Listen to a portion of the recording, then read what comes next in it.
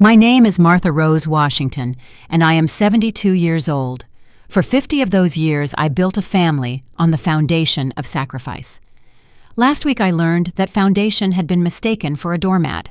When my son Jamal told me I wasn't welcome for Christmas because his wife was hosting a more quote-unquote modern party for their friends, I didn't argue. I just smiled, wished them well, and drove my old Buick back home. That night, I picked up the phone, made a single 5-minute call, and canceled the $3,500 mortgage payment I make on their $500,000 house. The next morning, my phone began to ring. It has not stopped since.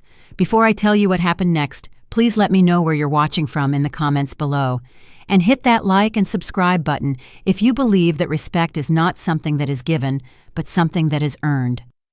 The drive back to my side of Atlanta felt different that evening. The usual comfort I found in the warm glow of the streetlights in my historic Collier Heights neighborhood was replaced by a cold, clear silence. It wasn't the silence of sadness or anger. It was the silence of a decision finally made, a weight I didn't even know I was carrying suddenly lifted. My house, the one my late husband David and I bought 45 years ago with every penny we had, felt like a warm embrace as I walked in. Every corner holds a memory. Every picture on the wall tells a story of a life built with love and hard work, not just money. My eyes fell on the largest photo on the mantel, the one of David in his firefighter's dress uniform, his smile so wide it made his eyes crinkle. He was a man who understood foundations. He ran into burning buildings to make sure other families were safe, and he worked double shifts for 20 years to make sure his own family was secure. He believed in legacy. It was a word he used often. "We're not just building a life, Martha Rose," he used to say, his big hand covering mine. "We're building a legacy for the ones who come after. Something solid they can stand on." After he passed away from a lung condition, the doctor said was from years of smoke inhalation. I thought the best way to honor his legacy was to pour everything we had built into our only son, Jamal. I believed I was watering the roots of the family tree David had helped plant. Now I see I was just watering a pot of plastic flowers, all bright colors on the surface, and nothing real underneath. I sat down at the old oak desk in the study, the same desk where David and I planned our entire life together, from our first budget to our retirement. I didn't need to look for any documents. The numbers were seared into my memory. I pulled out the simple, clean ledger where I track my finances. My finger traced the lines, each one a monument to my own foolish, one-sided generosity. The first big entry was from 5 years ago. Down payment, 452 Sycamore Street. $150,000, the entirety of David's life insurance payout, a sum that was meant to be my security, my cushion for whatever the world threw at me in my old age. I remember the day I signed the check over to them. Tiffany, my daughter-in-law, had cried, hugging me so tightly I could barely breathe. "You're saving us, Martha Rose," she'd whispered. "We'll make you so proud." Tears of gratitude, I thought at the time. Now I wonder if they were tears of triumph. Beneath that entry was a neat column of dates, 48 of them to be exact, stretching back 4 years, each one followed by the same number, $3,500, labeled mortgage assistance. Assistance. That was the polite word we had all agreed on. A temporary help to get them on their feet in their new impressive life. But temporary had turned into an expectation. My help had become their income. My sacrifice had become their lifestyle. That $3,500 a month wasn't just a number. It was the cruise to the Bahamas I didn't take last year. It was the new roof I've been putting off patching the leaks myself after a storm. It was the difference between a comfortable retirement and a constantly calculated one. Just then the phone rang, the shrill sound cutting through the quiet house. It startled me out of my thoughts. I expected it to be Jamal, already seeing the pending payment had been canceled. But the caller ID showed a familiar name, Hattie, my oldest friend, my sister in everything but blood. I picked up my voice steadier than I expected. "Merry Christmas Eve, honey," she said, her voice warm, like a blanket on a cold night. "Merry Christmas Eve, Hattie," I replied. "Did you make it over to Jamal's? Did he like the sweater you got for Alani? I know you spent a pretty penny on that." I took a deep breath. There are no secrets between Hattie and me. We've seen each other through widowhood raising children and the slow, steady march of time. I went over, I said simply, but they were having a party for their friends. I wasn't invited to stay. The line was silent for a long moment. I could practically hear Hattie's mind working, connecting this latest slight to all the little stories and complaints I had shared over the years, the ones I always ended with an excuse for Jamal. When she finally spoke, her voice had lost all its holiday warmth. It was pure steel. "Martha Rose Washington, are you telling me that after you gave that boy the money from David's insurance to buy that palace he lives in, and after you've been paying his mortgage for 4 straight years, that boy and his high society wife turned you away from their door on Christmas Eve?" "They said it was a modern party, Hattie." I said the word tasting like ash in my mouth. Hattie scoffed, a sound like gravel turning over. "Modern, I'll tell you what's modern. Ungratefulness is modern. Disrespect is modern.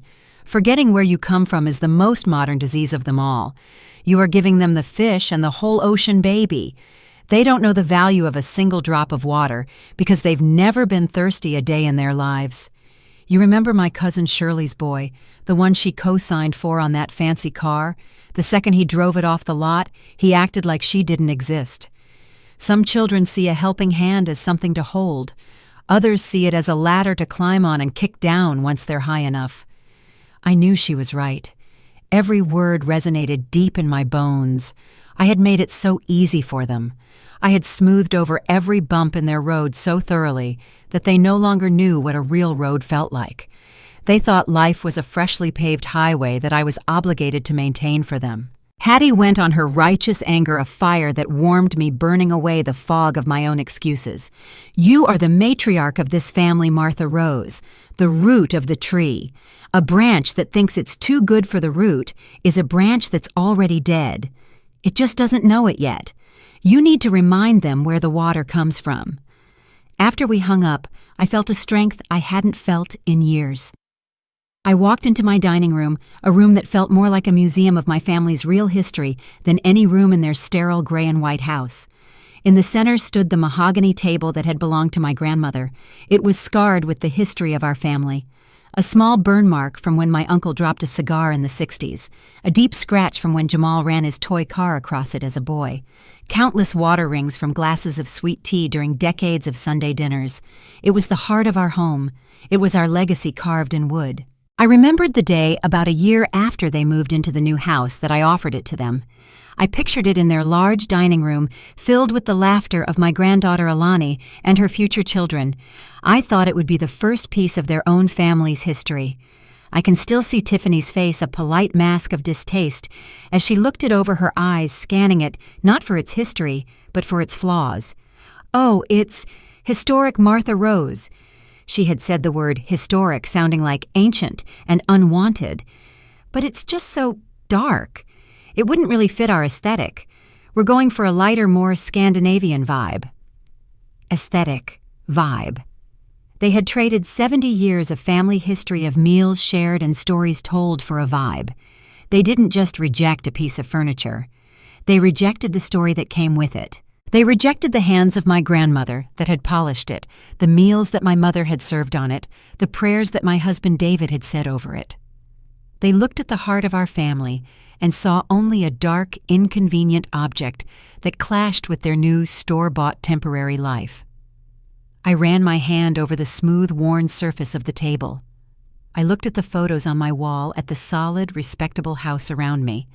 I thought of David, of my grandmother, of all the people who had worked so hard to build something that would last. And I knew Hattie was right. A branch that disrespects its root is a branch that needs to learn what it feels like to stand alone in the wind. My phone was still quiet on the counter, but I knew it wouldn't be for long. The storm was coming, and for the first time in a long time, I was not afraid of the rain. I was ready to be the thunder. The next morning, I woke up before the sun. I didn't feel tired or heartbroken. I felt a sense of purpose I hadn't realized I'd lost. I went through my morning rituals with a deliberate calm. I brewed my chicory coffee, the rich aroma filling my kitchen. I sat at my grandmother's mahogany table and watched the sun paint the sky in shades of orange and pink over the rooftops of my quiet neighborhood. It was Christmas morning, a day that was supposed to be about family. I decided it would be about legacy instead. Around 9 o'clock, my phone, which had been resting silently on the counter, buzzed to life. The screen lit up with a picture of Jamal smiling on his wedding day. I watched it buzz, the vibration, a frantic, insistent plea against the stillness of my kitchen. I let it ring until it went to voicemail. A minute later, it buzzed again. And again. I didn't feel a flicker of guilt. I felt nothing but a profound sense of clarity. Each ignored call was a brick being laid in a new boundary wall, one that had been needed for a very, very long time. I poured myself a second cup of coffee and took out my ledger, placing it next to the phone. With Jamal's frantic calls providing a background rhythm, I opened the ledger to a page with a tab that read Contacts. My finger traced down the list until it found the number for the main branch of the Atlanta Federal Bank. I picked up my phone, ignoring the notification of a new voicemail from my son, and dialed. The voice on the other end was cheerful and professional. "Thank you for calling Atlanta Federal. This is Brenda speaking. How can I help you today?" I took a sip of my coffee. My voice was even and steady when I spoke. "Good morning, Brenda. My name is Martha Rose Washington. I am calling to cancel an automatic monthly payment from my checking account." "Certainly, Mrs. Washington," she said, the sound of typing clicking in the background.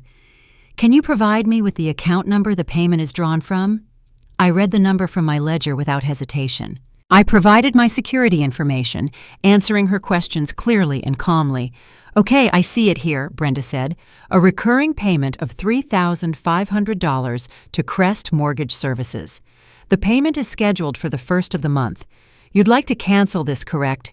"That is correct," I said. "I want to cancel the authorization for all future payments effective immediately." There was a slight pause. "Of course," she said, her voice a little more formal. "For our records, can I ask the reason for the cancellation?" "The assistance is no longer required," I stated simply. "Very well, Mrs. Washington. I have processed the cancellation. It is now complete. The automatic payments will cease.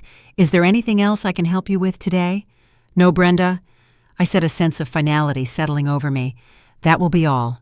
I ended the call and placed the phone back on the counter. One branch had been pruned. Now it was time to tend to the root. I looked at my phone again. 2 more missed calls from Jamal. And now a new one. Tiffany. I almost laughed. The cavalry was being called in. I ignored her call as well and dialed another number from my ledger. This one was memorized.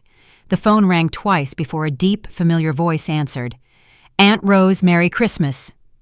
"Merry Christmas, Marcus, my dear," I said, a genuine warmth in my voice for the first time that morning. My nephew, my late sister's boy, had always been the rock of the next generation, a sharp, brilliant lawyer who never forgot the family that raised him. "Everything all right?" he asked.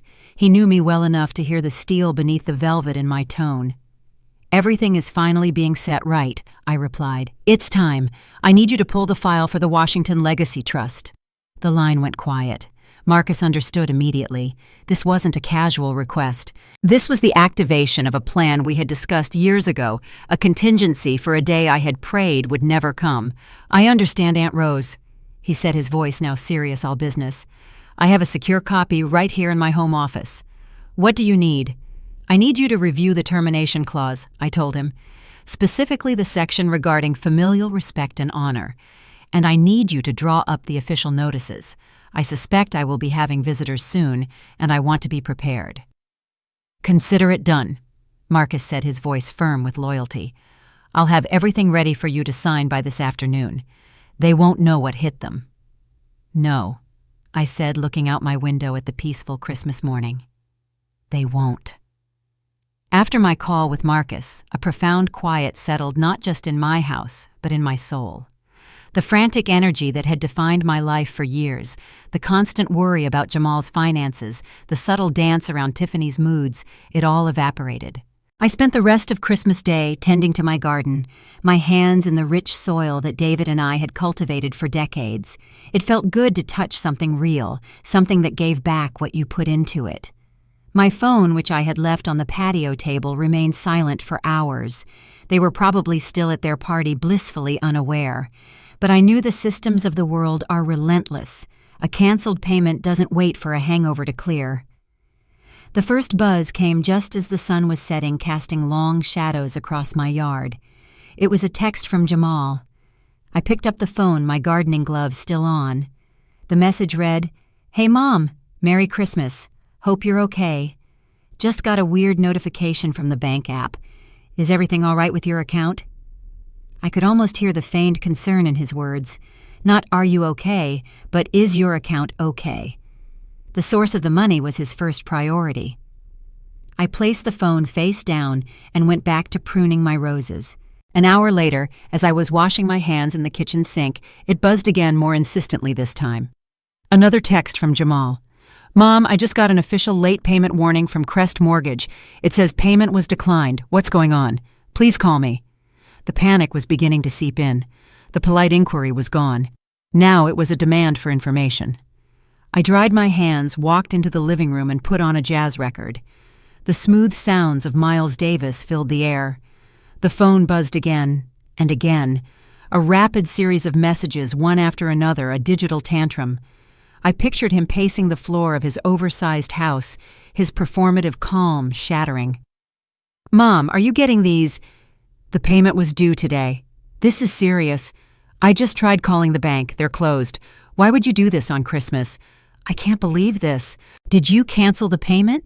After everything we talked about, what did you do?" I let the messages pile up, each one a testament to his powerlessness.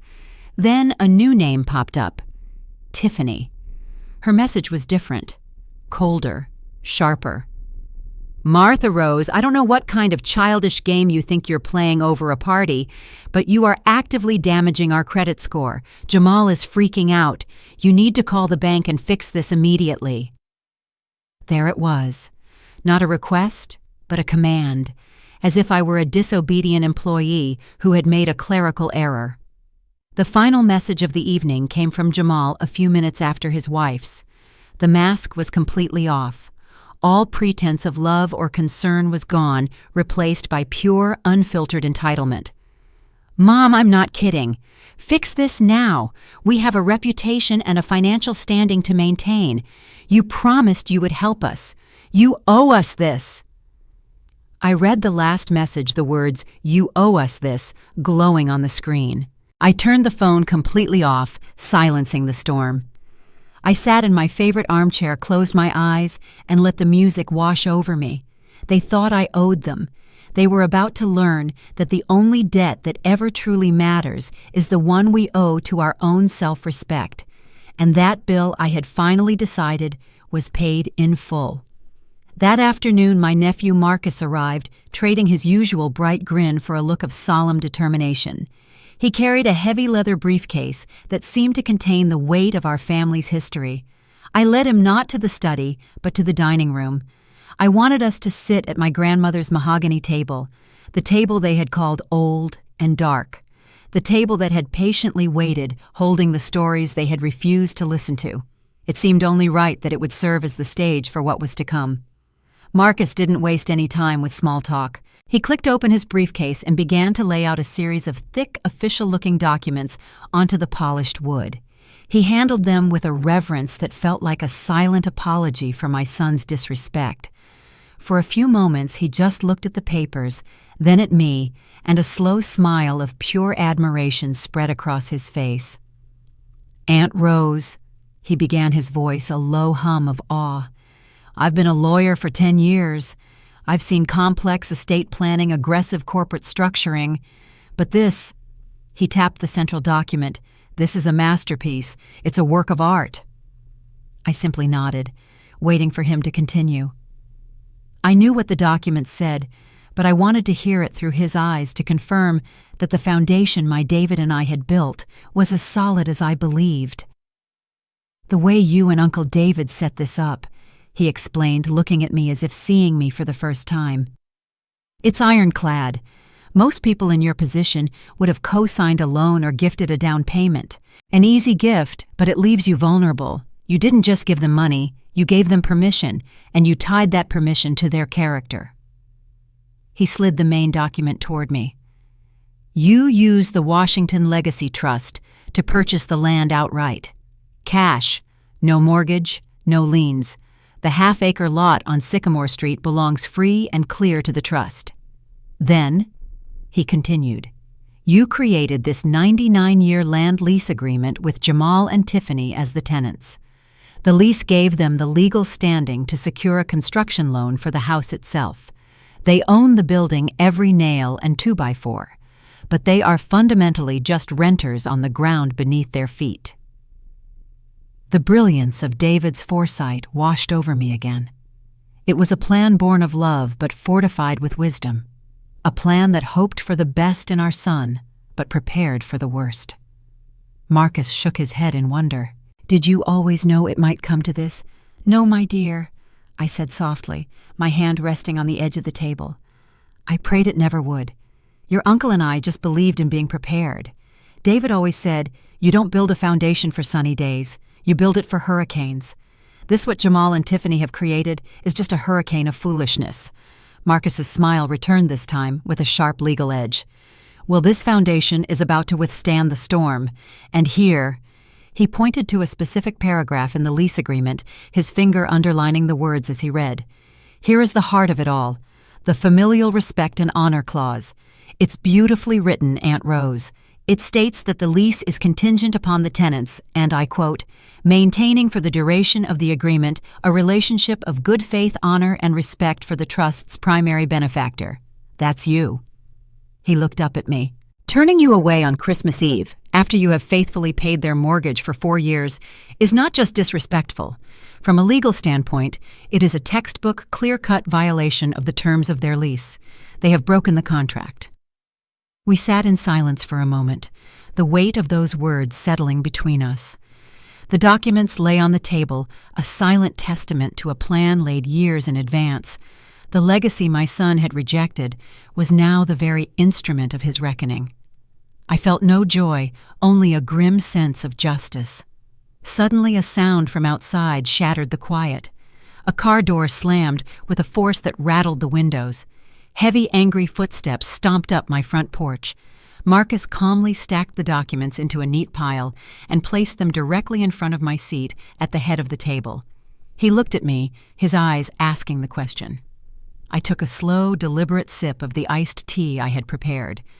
I set the glass down gently, making no sound. Let them come, I said. The sound of tires screeching against the asphalt outside my house was so violent it made the old window panes tremble. A car door slammed with the force of a gunshot followed by another. Heavy, frantic footsteps pounded up the wooden stairs of my front porch. There was no polite knock, no gentle ring of the doorbell. Just the harsh, repeated banging of a fist against the door, a sound that demanded entry, a sound that held no respect. I didn't move from my seat at the head of the table. I simply looked at Marcus, who gave me a subtle, reassuring nod. I had left the door unlocked. I had nothing to hide, and I would not be intimidated in my own home. The door burst open, and they stormed in, bringing a whirlwind of chaos and anger into the peaceful quiet of my living room. Jamal's face was a blotchy red. His expensive suit jacket wrinkled his tie, yanked loose at his throat. He looked like a man who had been running from a fire, not one who had just driven from the wealthy suburbs. Tiffany was right behind him, her perfectly styled hair slightly disheveled, her eyes blazing with a fury that was anything but sophisticated. They looked at me, then at Marcus, and then at the neat pile of documents on the table, their expressions a mixture of confusion and rage. "Mom, what have you done?" Jamal's voice was a choked gasp, high-pitched with panic. "I got another alert, a real one. Do you have any idea what a late mortgage payment does to a credit score? All of our accounts are flagged. Do you know how hard I've worked for my financial standing?" He said I, not we. Even in his panic, his focus was entirely on himself. I remained silent, my hands resting calmly in my lap. My silence seemed to infuriate them more than any argument could. Tiffany stepped forward, pointing a manicured finger at me, her voice a sharp, ugly thing. "Stop playing these insane, manipulative games, Martha Rose. We know what you did. You think this is funny, ruining our lives because you didn't get your way at a Christmas party? How petty and pathetic can you possibly be?" She spat my name like it was an insult. The girl who had once cried tears of gratitude in my arms was now looking at me as if I were something she had scraped off the bottom of her designer shoe. All the years of my sacrifice, all the love I had poured into them, had been reduced to a petty squabble over a party. I didn't flinch. I didn't raise my voice. I simply picked up my tall glass of iced tea, the ice cubes clinking softly in the sudden silence. I took a slow, deliberate sip, my eyes never leaving theirs. I watched their anger curdle into frustration. They had come expecting a screaming match, tears of fight. They were prepared for a battle of emotion. They were utterly unprepared for the calm, quiet strength that met them. They were armed for a fistfight, and they had just walked into a chess match. Finally, I placed my glass back on the coaster with a quiet click. I looked directly at my son, the boy whose face I knew better than my own, and spoke my voice even and clear. "Jamal, Tiffany, sit down. Your screaming is finished now. It's time for you to listen." Jamal and Tiffany froze for a moment, stunned by the authority in my voice. They had come in like a storm, expecting to overwhelm me with their noise and fury. "But you cannot flood a mountain. You can only break yourself against it." Tiffany shot a venomous glare at Marcus, then back at me. Jamal, however, looked merely confused, like a child who had been told no for the very first time and couldn't quite process the sound. They didn't sit. They stood there in the middle of my dining room, two statues of indignation. That was fine. I didn't need them to be comfortable. I needed them to be quiet. Marcus rose slowly from his chair. He wasn't a large man, but he had a presence that filled the room with a calm, unshakable authority. He buttoned his suit jacket, a simple gesture that was somehow more intimidating than any shout could ever be. "If I may," he began, his voice smooth and professional. "My aunt has asked me to be here to clarify a few things. Let's start with the primary issue you seem to have, which is the mortgage payment." Jamal scoffed, crossing his arms. "There's nothing to clarify. She stopped paying it. She needs to call the bank and fix it." Marcus gave a slight patient smile that didn't reach his eyes. "Actually, there is nothing to fix. I have reviewed all of Mrs. Washington's financial documents as well as the terms of your mortgage with Crest. The monthly $3,500 payment she was making was a voluntary, informal gift. There is no contract, no co-signer agreement, no legal document, and therefore no obligation whatsoever that requires her to make those payments. She chose to give you a gift for 48 consecutive months. She has now chosen to stop. Legally, that is the end of the matter." The silence that followed was heavy and thick.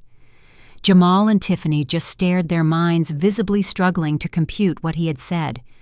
The concept of my generosity being a choice, not a duty, was completely foreign to them. Jamal was the first to break, his voice cracking with disbelief. "A gift? What are you talking about?" "She promised. She sat right here in this very room, and she promised she would help us. For the first 5 years, we built our entire financial plan around that promise. I watched him and I didn't see an adult man. I saw the little boy who once threw a tantrum because his birthday present wasn't the most expensive one in the store. He wasn't arguing a point of law. He was complaining that his allowance had been unfairly cut off." Tiffany, however, took a different approach. She tried to weaponize my own love against me. "A promise to family is supposed to mean more than some legal piece of paper, Marcus," she said, her voice dripping with false sincerity as she turned her eyes to me. "This is what mothers are supposed to do. They help their children. They support them. You're destroying your own son's future, our daughter's future, all because of your own selfish pride." Her words were meant to sting, to shame me into submission. A younger version of me might have faltered, might have felt the familiar pang of maternal guilt she was so expertly trying to provoke. But I was not that woman anymore. I had spent the last 2 days remembering who I was before I became just Jamal's mother. I was Martha Rose Washington. I was David's wife.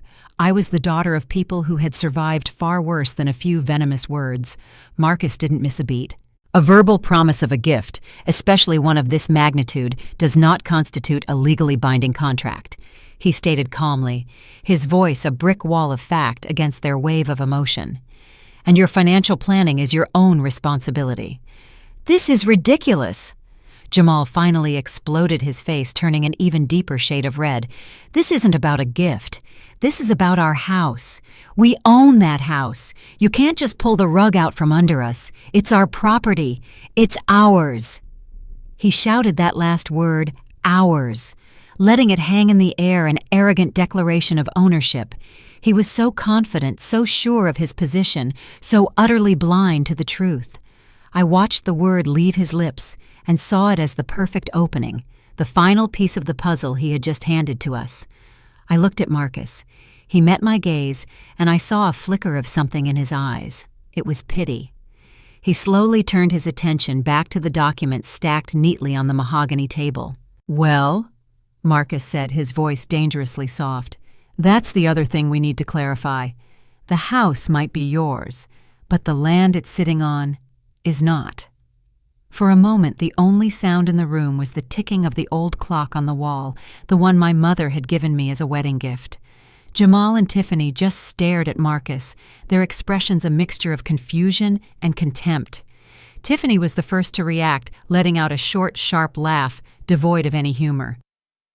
"The land isn't ours," she said, her voice dripping with condescension. "What on earth are you talking about? Did you get your law degree from a cereal box, Marcus? The land came with the house. That's how buying a house works." Jamal nodded in agreement, a flicker of his old arrogance returning. He looked at me as if I were a senile old woman who needed to be humored. "Mom, this is just sad. I don't know what you think you're doing, but the deed is in my name. Our name. We own the property." Marcus didn't respond to their insults. He simply slid the thickest document from the pile across the polished surface of the mahogany table. It stopped directly in front of Jamal. "You're right," Marcus said calmly. "You do have a deed for the house, but you seem to be mistaken about the property. Please take a look." Jamal glanced down at the document but didn't touch it. He looked at me, then back at Marcus, a hint of genuine uncertainty now clouding his eyes. "As I was saying," Marcus continued, his voice as patient and steady as a surgeon's, "the house might be yours, but the land is not. Your mother, acting as the head of the Washington Legacy Trust, purchased the half-acre lot on Sycamore Street 5 years ago, with cash. There is no mortgage, there are no liens. The trust owns the land free and clear. What you and Tiffany signed, what the bank approved your construction loan based on, was this document right here." He gently tapped the papers. "It is a 99-year land lease agreement, a legally binding contract between you, the tenants, and the trust, the landowner. It grants you the right to occupy the land and to build a single-family dwelling upon it, a dwelling which remains your asset. But you are and have always been renters on the ground beneath your feet, and the terms of that lease are very specific." Tiffany snatched the document from the table, her perfectly manicured hands trembling slightly as she began to read, her eyes scanning the dense legal text with frantic speed. Jamal just stood there, his mouth slightly open, his mind trying to catch up to the new reality that was crashing down upon him. That was my cue. I had let the lawyer state the facts. Now I would give him the truth. I leaned forward, my hands clasped on the table that held our family's history. My voice was not loud, but it filled every corner of that room. "That land is not just dirt, Jamal," I began. "It is not just a lot or a property. Your great-grandfather, Samuel Washington, a sharecropper who couldn't read or write his own name, bought that piece of land in 1920. He saved for 10 years' penny by painful penny-picking cotton under a sun that tried to kill him just to buy something that no one could ever take away from his family. It was the first thing a Washington had ever owned, besides the clothes on our backs." I looked at my son, trying to see if any of this was reaching him. "Your father and I held on to that land through everything. During the 60s, the city wanted to buy it to build a highway. We said no. In the 90s, when the suburbs started booming, developers offered us a fortune for it. We said no, because David believed that land was our story. It was proof that we were here, that we had survived. It was our legacy.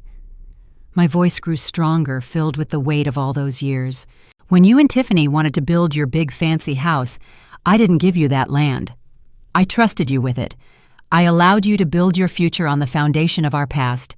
I gave you the greatest gift I had on the one condition that you would honor it, that you would respect it, that you would remember the sacrifices that made it possible.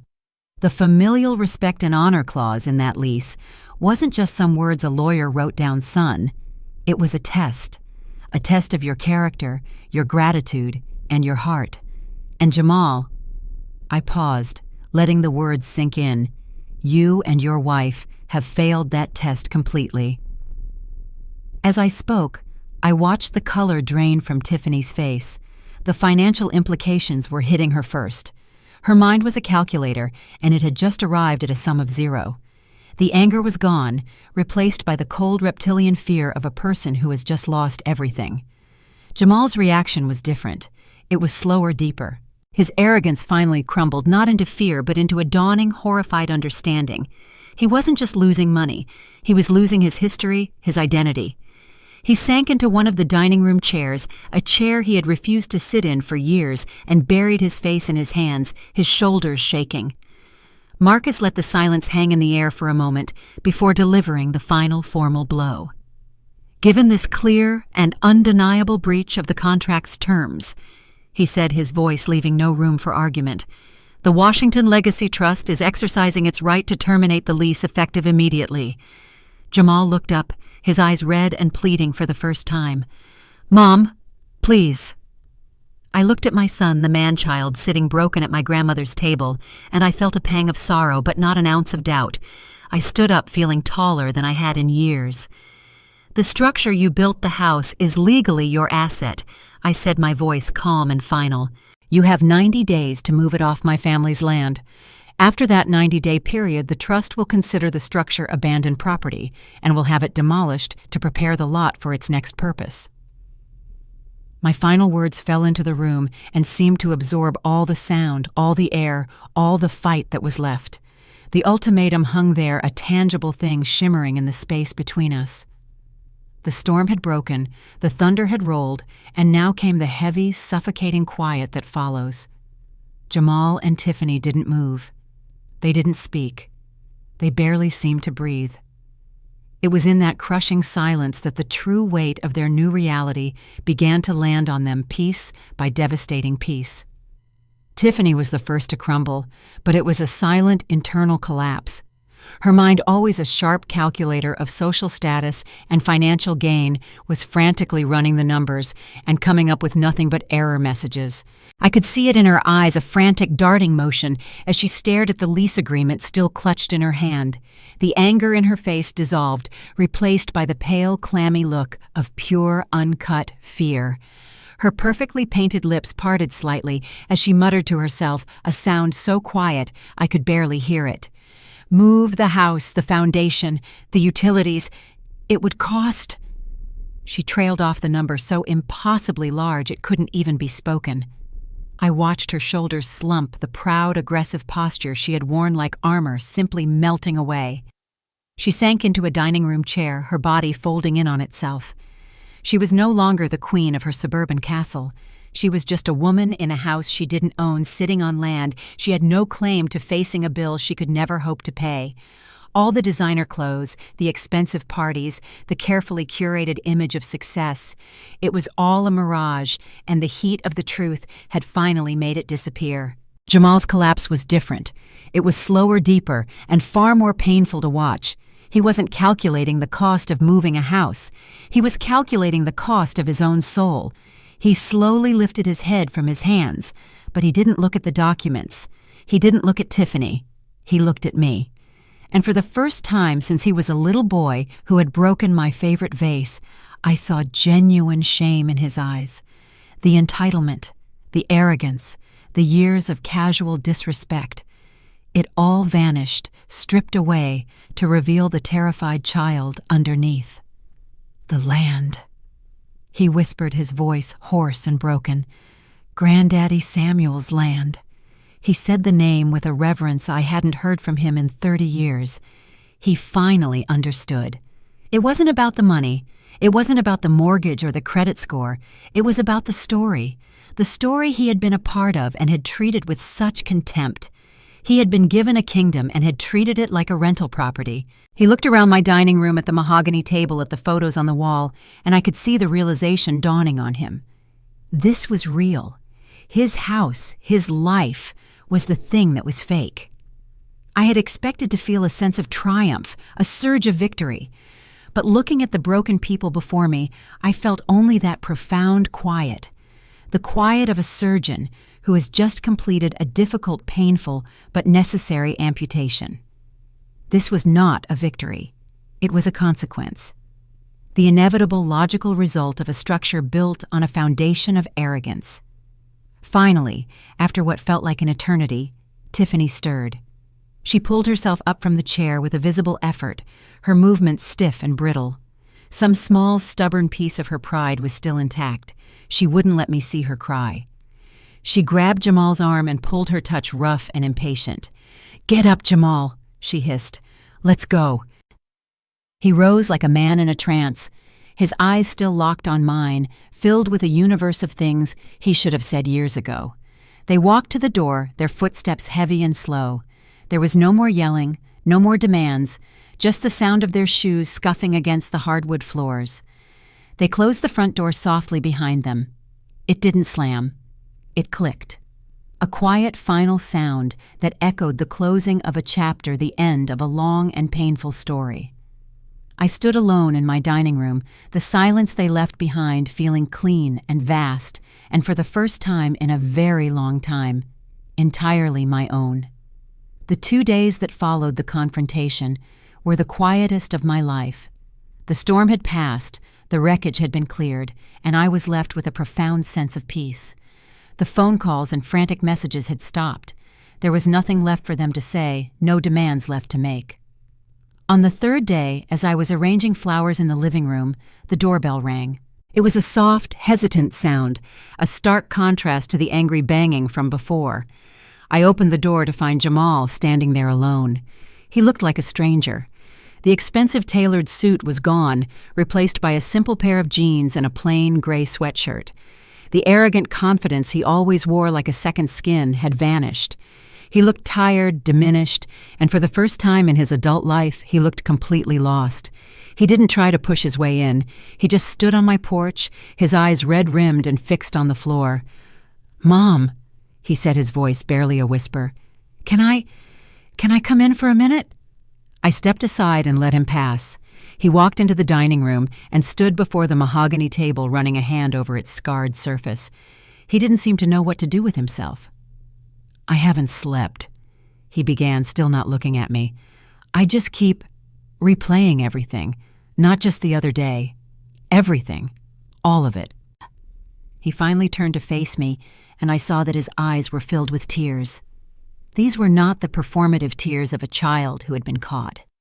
These were the deep, gut-wrenching tears of a man who had finally been forced to look at himself in the mirror and was horrified by what he saw. "It was never about the money, was it?" he asked, his voice breaking. "I see that now. It was the dining table. It was the missed birthdays. It was me telling you your cooking wasn't healthy enough for Tiffany's ridiculous diet. It was every time I let her talk down to you and I said nothing. Every time I treated your home like a bank and your love like a service I was entitled to." He took a ragged breath. "Granddaddy Samuel's land," he said, the name finally carrying the weight it deserved. "I never even thought about it, Mom. To me it was just a location, a good school district. I never thought about the man who bought it. I never thought about Dad and how he must have felt protecting it. I threw it all away for a bigger kitchen and a 3-car garage." He finally broke, covering his face as sobs shook his entire body. "Please, Mom," he wept. "Don't do this. I'll do anything. I'll get a second job, a third job. I'll pay you back every single cent. We can fix this. Please just give me another chance." I looked at my son, the man he was supposed to be, finally emerging from the wreckage of the boy he had been for far too long. His pain was genuine. A part of my heart, The mother's heart ached to go to him to comfort him, but the wisdom of my 72 years knew better. Comfort is a bandage, not a cure. Some wounds need to be cleaned with the sting of truth before they can ever hope to heal properly. I walked over to him, but I didn't hug him. I placed a hand gently on his shoulder. "Jamal," I said, my voice firm but not cruel. "Forgiveness is not a switch I can flip to make your consequences disappear. You are not just sorry for what you did. You are sorry for what has happened to you because of what you did. There is a difference. Forgiveness must be earned, not given away like another check from my bank account." He looked up at me, his eyes pleading. "How? You want to fix this," I said. "Go out into the world and become a man your father would have respected. Stand on your own 2 feet. Sell the fancy cars. Move into an apartment you can actually afford. Let Tiffany get a job. You need to learn what your great-grandfather knew in his bones, that a life you build with your own 2 hands is worth more than 1,000 mansions you didn't earn. That is the only currency I will accept now." I let that sink in before I delivered the final piece. I was not doing it to twist the knife, but to show him that legacy, the one he had discarded, was a living thing that would find a way to grow with or without him.